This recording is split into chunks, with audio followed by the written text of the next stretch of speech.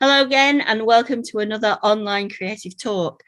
My guest today is someone who's got a diverse background in the arts, but has spent a lot of time in the world of filmmaking. And he's going to share with us his journey in the performing arts. So I'd like to welcome today John Davies. Hello, John.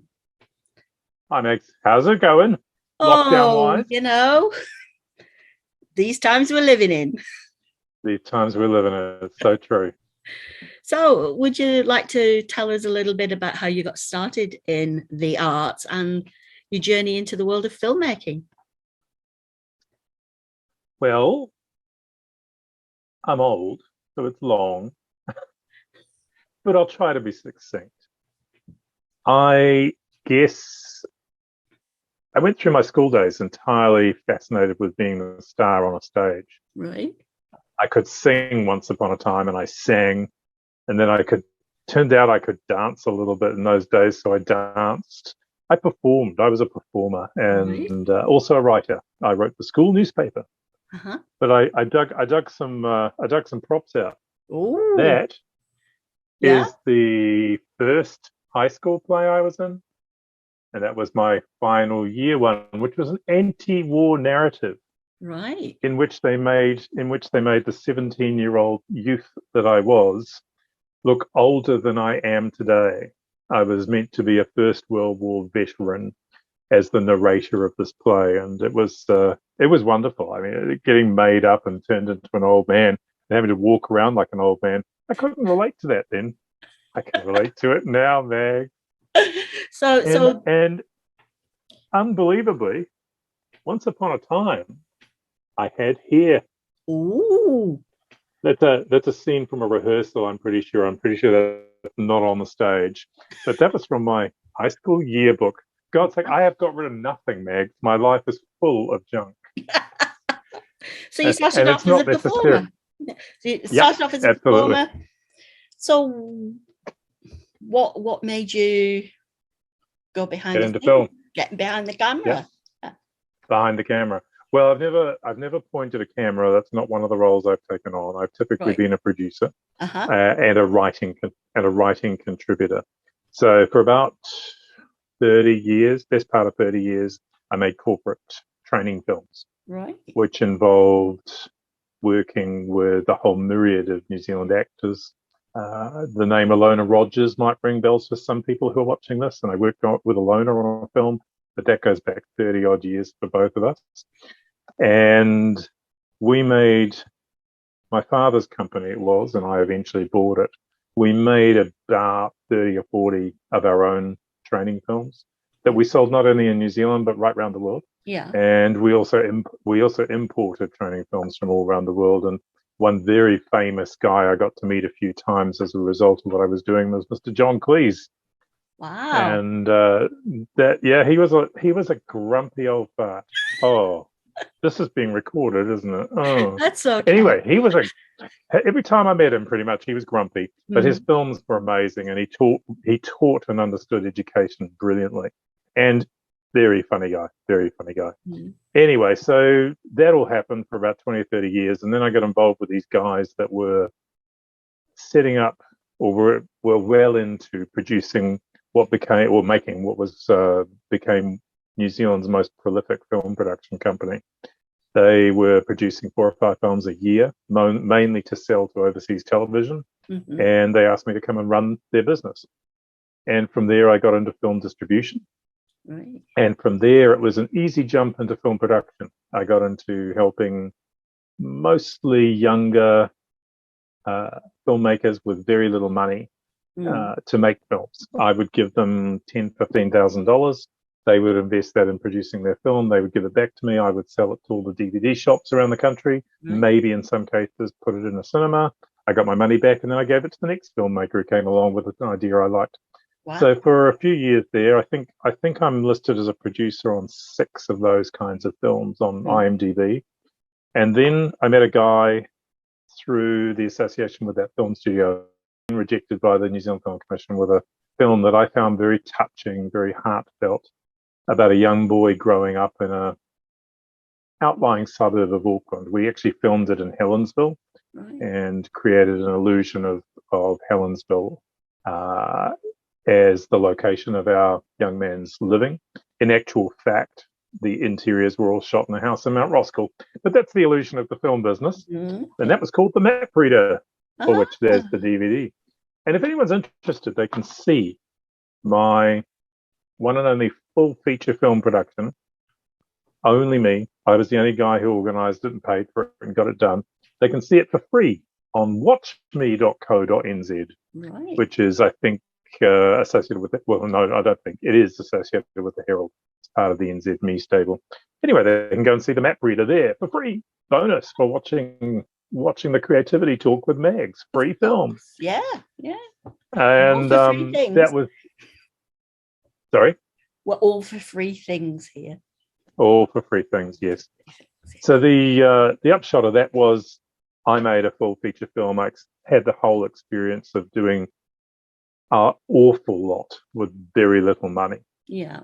Almost a third of our budget went on paying for the star. The star was the wonderful Rebecca Gibney from Australia, who, of course, is a Kiwi by heritage. And it really makes for, I found it a great experience to go through actually hands-on working out how I could pay for the next pizza. Which, the fact is filmmaking revolves around the stomachs of the actors and the crews. That's just theatre. So, yeah, as does theatre, that's true. So, I in fact, I've been to the pump house and seen pizza boxes. Secret. Posit.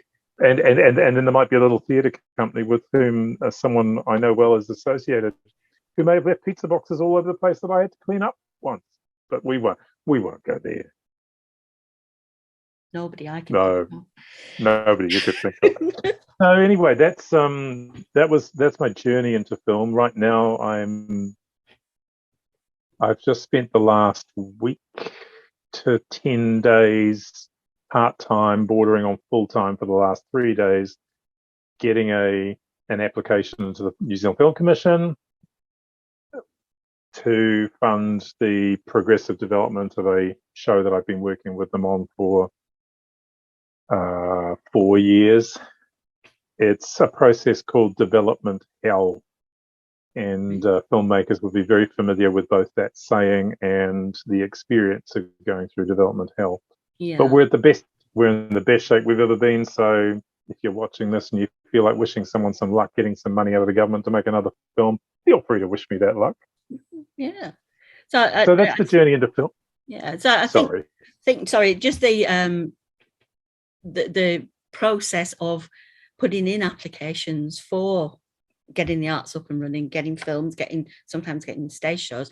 I think some of our viewers might be interested in knowing what goes into that, because I think people just go along and see the finished product and don't actually appreciate what goes on beforehand. So could you, without sending you back into development hell, is there a way you could talk to us, tell us what the process is? What do you actually have to do? Well, typically a development process here in New Zealand involves a producer bringing a script idea, or as in our case, a first draft of a script, and taking it to the Film Commission for what they call early development. And that early development typically will run for a year to two, through which your scriptwriter goes through a process of providing the script, getting feedback, using that feedback to change the script and modify it to hopefully show progress towards the kind of goals that the independent readers will have given for the film. The way the Film Commission works is they don't choose the films per se. Right. They allow readers from outside. They have a bank of about, the last list I saw was probably 50 names long of talented film people from across New Zealand, some of whom may be based overseas but are experienced in the New Zealand environment. Yeah. And they simply distribute the scripts that they receive on each development round around those readers, and those readers give quite detailed reports which highlight success and failure factors in those scripts. and they are trying to help you as a project leader, the producer, help your writer through a progressive development of that script to a point where hopefully maybe it'll be ready to make. And so that typically would be probably at least 18 months, and like me, in some cases might run longer. We've taken our own break. When I mentioned 5 years with that film that is currently going in, we took our own break. Yeah. We had a producer change, and so we actually paused for quite a long time, worked on some other stuff, and have come back to this because it's a script we all really, really believe in. Yeah. So it's a long process. It's highly, they ask a lot of questions. Yeah. This is the 16 pages of proofing that I did this morning on today's latest application. Yeah. That's probably the most intensive application I've done. 16 pages is probably the longest. But what you're writing is 200 and 300 word blocks about this, that, and the other thing. Audience engagement, pathway to market, feasibility of producing for the money that you say that you're going to produce for, the feasibility of raising that money. All of those things have to come together. Finding ultimately to get your film produced. This is a development plan. Yeah. To get into production, you have to have found a sales company to sell your film overseas, and you have to have found a distributor to put it on cinema screens locally in New Zealand. Those are basically just requirements. You have to do it. You will not get funding. 90% or more of the time, you will not get funding if you haven't got those two things in place. And is that before you've cast it, before you've typically you'll find a distributor or a sales company who will say, yeah, I'm committing to that pending your casting. Right. Yeah. They essentially want casting approval, and they will, in the case of overseas sales companies in particular, but even the local distributors, they will typically want a name in a role. Now, a name can be quite insignificant, but still enough to lift the project up. You know, if I say the name Scott Bio to you, does that mean anything? Scott Bio, an American actor? Yes, correct. Yes, used to be in Happy Days. Correct. Chi-Chi. Yeah. In Happy Days. Yeah. Believe it or not, I can't begin to describe the level of obscurity I feel Scott Bio now has in the world. But he can open a low budget film. Wow. He can get you over the line on a low budget film. He wouldn't get you over the line with the film I'm currently planning, which is not a low budget film. But for our project, we know that we basically will need one reasonably strong Anglo-Irish acting name to fill one role that almost stinks of being the role that we wanted to cast someone from overseas in. But I'm 99% confident that all my crew, everybody who works on this film, will be a Kiwi, and I'm pretty sure that all but that one key person in the cast will be local cast. Right. Because we're telling a story about a 15-year-old girl who kicks ass. So a lead actor can be a nobody, somebody who the world has never heard of, because she's 15. And you don't get that many experienced actors who can play 15. Yeah. And so we're quite fortunate in that. And then the surrounding cast just needs to be able to put on the accents of the world of 1800. They do need to be able to avoid the New Zealand accent and the uplift at the end of our sentences. If we can do all of that, if an actor can do all of that, then they can be in this. Then they can be in this film. And you know, I'm looking. It's a real ensemble cast. It's a big cast. Lots of small roles, but still a big cast, and gives a lot of people an opportunity. So, fingers crossed. Fingers crossed. Yeah. So that's the journey to where I've gotten today. Along the way, I've touched some other things. Right. You know, I've touched the physical art world with my trusteeship and eventual chairing of River's Estuary Art Centre. Right. That was a fascinating 3 years, getting to go to gallery openings all the time and take a look at the newest, fun, fascinating things that people could do. Mm-hmm. One thing I'd never realised was quite how large some artworks can end up being. Yeah. And to see some of the bigger art pieces, my time on the trust was shared with an artist who specialised in doing massive, great paintings, and that was fascinating. And shortly after I left the Estuary Art Centre, started putting big, sometimes controversial sculptures right outside the building. And I can remember the first one of a big brass bum in the air, and that really engendered some local discussion. But it's the woman who runs the Estuary Art Centre is just a real talent, a real find, and someone who really just can push that boat out there and do some really interesting things in this otherwise relatively conservative corner of Auckland. So there was that. There was a time there, I spent 3 years running a place called the Rose Centre that you'd be familiar with. Yeah. And that mixed theatre community centre that served the Devonport Peninsula. Yeah. So that was fun. I had never really worked apart from when I was a kid, I hadn't worked in that dramatic presentation world, and that was a lot of fun to experience that. And the characters that come through that world are diverse. Just that, characters who are diverse and interesting in all the different ways those two words can be interpreted.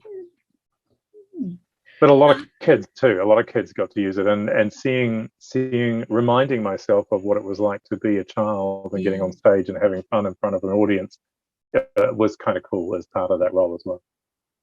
Oh. So I've touched the art on the walls. I've touched the sculptural art. I've touched the film art. I've touched the stage art. What else could I do? Just an all-rounder. All-rounder, except I don't create. I facilitate. I have always apart from when I was a kid, I've always facilitated creation. But you said you did writing when you were younger, so that's creation. True, and I can write, and I have always been able to write, particularly in a marketing sense. Right. So it's something that I'm sick of right now because I've been writing for 3 days. Some of it completely interesting stuff to read now in hindsight, but as you make stuff up, as things come to you, it just flows out on the page. And the only thing you got to watch is you've got strict word limits in your submissions. Yes, yeah, that's the. But yes, I find writing fairly easy, as I find presenting very easy. I'm a Toastmaster. Ooh. It keeps my brain active on things that are not related to work. Right. I get to talk about all kinds of weird and wonderful things, like the dynamics of how the curb can be used better in our world. Oh, yeah. Maybe we'll save that one for another creative talk further down the road. I should come and do one in purpose. I suspect it won't qualify. Come and do one. Come and do one in real time, so that we'll put you down for that whenever we get open. So you have got a real diverse background. Do you have a particular favorite genre that you like to be involved in? Where's the passion lie? The consistency of the stuff that I've gotten involved with, where I'm deeply involved, has been on the whole entertainment that works at a youth and family level. Right.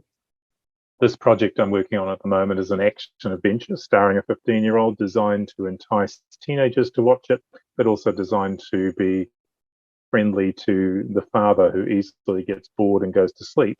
Right. But because of all the action, because this girl is a kick-ass hero, Dad will stay awake at the theatre for this. And so, I like stuff that has positive meaning in the world, that ultimately sees justice, that sees families succeed at what it is they're trying to do, which Mm. doesn't explain, well, it might explain the first film I ever saw. Oh, Chitty Bang Bang. Yes, Mission Bay, the Barclay, around 1967, in the Oh, days when the Barclay was still a traditional old single screen cinema. And my grandma came from England to show me the way, the truth, and the light of movies. so what's so memorable about Chitty Bang Bang then? What? To be Oh, fair, absolutely nothing. absolutely. The what is memorable is it was the first film I ever Yes. saw, and look, it had a flying car in it, Fair enough. and it possibly explains why I have a lifelong love of watching. I don't want to ever produce one, but watching musicals. Right. I like going to the theatre for a musical, and I like watching musicals on screen. Right. Yeah. And my favorite is Chicago. Not Chicago, sorry, what am I saying? Starts with C. Cabaret. Cabaret. There's Mm, cabarets on my top 10 list. yeah. And I'd I'm no in my times of traveling around the world, every time I would see Cabaret on, I would go. So I've seen Cabaret in the West End, I've seen Cabaret in New York, and I've seen Cabaret in Sydney or Melbourne. I can't remember, but in Australia. yeah. Yeah. I'd like to have a go at directing cabaret one day, but Excellent. I'll come. oh, good. I'd be one ticket sold. Or I could be a stagehand and I could bring the curtain up or down. Oh, yeah, yeah. As long as it's electric and I just have to press a button. I don't know many places in New Zealand that does that. But my backstage experience in the UK, it was all automated, so it's a bit different. Well, my years of running cinemas means that I've got lots of experience of pressing buttons and watching curtains rise and fall. I didn't mention cinema before, but they were all part of the film journey. Yeah. So you worked in cinema as well? I ran two cinemas: the Academy in the Library in Auckland and the Victoria in Devonport. Right. So when you say you ran it, were you hands-on, changing the Yes, reels and things like that? I could change reels by the end. At the beginning, I resisted it. I employed a projectionist. The projectionist didn't want me in the booth, and I was quite happy with that position in life. But as time went on, things changed. Projectionists retired. New young projectionists came in. They were happy to show me how it was done. So I learned. I used to way back in the early days of the training film business, we would use 16mm film to show our stuff. That's how old I am. And so the concept of threading the reels through projectors was understood. It's just that on a 35mm machine, it's a lot more complicated, a lot more of it. Yeah. 16 was a very simple process. That part always fascinates me when you watch a movie and they do the back bit and you see the projectionist, and it always looks quite dark and spooky. To be fair, most projectionists if they've gone through life being a projectionist, are now certifiable. Right. Fair enough. So what's your all-time favorite film? That would be Catherine Bigelow. Ah. You So can ask what me why. makes that stand out from all the rest? I really liked the way she was able to bring a feminine touch to a completely masculine story. You could feel it through places in the film where she slowed it right down, take you to the point of a maximum impact thing that was going to happen, whatever it was, whether it was an explosion or a gunshot or whatever. The way she was able to slow the action down to the point of actually that thing happening made you think about what the thoughts would have been in the minds of the protagonists that you were seeing on screen. I really like that kind of masculine feminine play off in that film.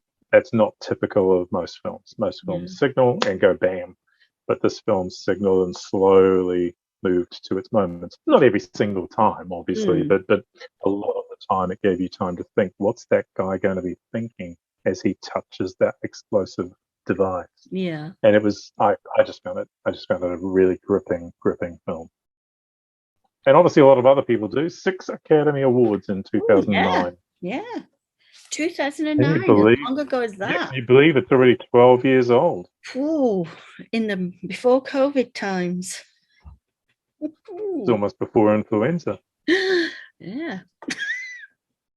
So are there any particular films that are being released that we can't see at the moment because we're in Auckland, but that you'd be looking forward to seeing? Is there anything James upcoming? Bond, James Bond, yeah. of course. You're not a fan of James Bond, you can't be a fan of the movies. Right. Come on, it mixes everything that's classic about movies: sexism, violence, uh, total misogyny. It's a classic. It's the classic representative of the Weinstein world, and now with Daniel Craig playing it, it's super violent, so real, so kind of in your face. Uh, You know, I grew up, to be fair, with Roger Moore as James Bond, and I don't think you could just describe Roger Moore as anything more than the most effeminate of the Bonds. And so the graduation from him to the other guys to Daniel Craig, it's just like night and day. yeah. But Daniel Craig is just an extreme version of Sean Connery. Sean Connery had edge. Roger Moore just they turned the franchise into something just almost funny. Yeah. But it was probably not a bad way to go into the James Bond franchise. Make your first James Bond film, Live and Let Die, and then things can only go up from there. True. I'm No, afraid no, I'm then they made not a great James Bond fan, but I got quite interested when Judi Dench became M. Yeah. She's one of my heroines. So yeah, one of the greatest actors of all time, good Mrs. old Brown. Judy. Yeah. Oh, so well, hopefully you'll get to see it soon. We're just I absolutely would hope so. It yeah. just depends on whether it started streaming before Auckland opens its cinemas again. I have to say I worry a lot about the wreckage that's going to happen in the cinema industry in the next 2 years. I'm surprised cinemas haven't started announcing they're closed for good, because it's just so debilitating to be in the situation. They're at the extreme end. They can't open to do takeaways in level 3. Yeah. There's just nothing at all that they can do, and some of them have truly awful landlords, and those landlords will break those businesses, as we will see in hospitality as well. Yeah. At least hospitality's. Sorry. No, you carry on. I was just going to say, at least hospitality has some earning potential now. Obviously not great earning potential, but at least some cash is coming in. For cinemas, it's just total closure until we have groups of more than 10 available to assemble inside a room. And it's the same with theatre until we can have people in our audiences as well as on our stages. It's just a waiting time. Yes. So as we sort of come towards the end of our little chat, have you got any advice for creatives that have been affected by lockdown? Any positive affirmations or things to look to the future? Chins up, boys and girls. I don't know. I consider myself one of the most resilient of humankind. I feel like I can bounce back from almost anything, but I have to say, 8 weeks cooped up in my house is beginning to tell. Yeah. It's beginning to. The last week has been great because the focus on this film project solidly with deadlines and looming, because that's with me. If people work with me, they come to know it's all about the deadline. Not likely John will deliver anything before the deadline. The deadline for this submission was 1 p.m. I pressed the go button at 12:40. I generally get everything done. I get it done for the deadline generally, but having that deadline for the last week has lifted my spirits. Yeah. So maybe that's it. But just keep finding something that you can put a deadline on. Maybe that's the best I can offer. But honestly, it is just a matter of continually looking within yourself and saying, it's rubbish at the moment. It's genuinely rubbish. But in my experience, and hopefully in most people's experience, the rubbish times are eventually replaced by good times, and we just have to keep looking forward, don't we? We just have to go tomorrow when tomorrow comes. Yeah. Isn't that another Bond title? When Bond tomorrow comes. Yeah. When tomorrow comes, in terms of being able to move around. I don't want to get into a vaccination debate, but probably vaccinated, being able to move around and live a life that isn't normal as in the old normal, but is at least a life. Yeah. And if we can get used to, yes, I'm reaching for another prop. If we can get used to this, we're in business, aren't we? We are indeed. We are indeed. So, well, that's my advice. Chin up. Very sound advice as well. So when do you hope to hear the decision for this application you've done today? My fellow producer hadn't taken it on board, but the announcement for this application and the process, it's approximately 90 days from now. Right. 3 months. So this is basically, we just bury this, all this work we've done in the last few weeks, we just bury it and forget it for 3 months and move on to something else. Yeah. Not true, because there are things we'll keep doing on the project that we don't need funding for, and we'll keep working on that. But hopefully in late January, I'll be dancing a jig and I'll have a whole new set of deadlines for February and March. And will that move you into the production actual filming process, or is there still a bit more paperwork to be done? How many fingers have you got crossed for me, Meg? That many? My eyes and my toes and my Yeah.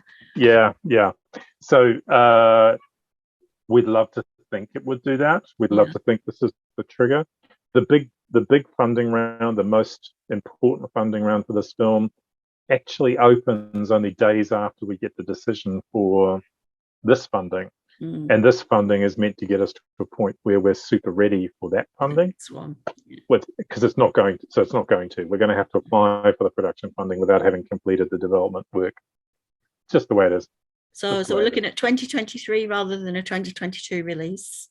Big premiere. I think we'll be, if we can pull this off, the best time to film this is January, February, March of 2023.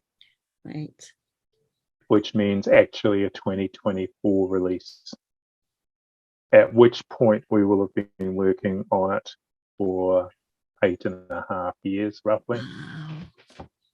And the writer even longer, because the writer was inspired a long time ago by the concept of this story. Yeah. And then he met the actor as a 9-year-old, and she motivated him a lot more.